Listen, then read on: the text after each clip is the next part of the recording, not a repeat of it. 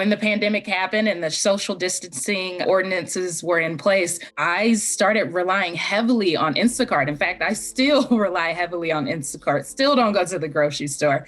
And so for me, I really wanted to see if that was part of what, my peers were feeling and people in other generations as well, because the convenience of being able to shop through an app is just, I absolutely love it. What this research kind of revealed for me is that some people still value and still enjoy going to the grocery store. So we saw in these findings that, brick and mortar establishments aren't necessarily going to go away anytime soon, but there's kind of this hybrid effect that's happening. And so that's really kind of an area for organizations and brands to start thinking about, like, how do we speak to these audiences who are utilizing both of these mediums to, meet their needs? Yeah, for sure. Brandale and I were talking a year ago when we were, at the genesis of this project. And I think I even mentioned to Brandale that, hey, I think people are like letting other people pick their vegetables and get it delivered to their house. Do you think that that's a real thing?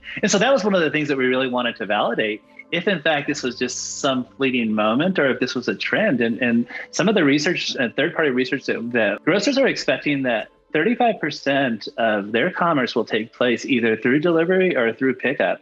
That was unheard of pre-pandemic. So that aside, plus the adoption of e-commerce was accelerated by about 4 or 5 years. E-commerce back in 2019 was certainly gaining momentum with obviously Amazon and the strength of Amazon, but the adoption in an older generation certainly was not as accepted as a younger generation. That was accelerated significantly as a result of the pandemic. So buying behaviors significantly shifted.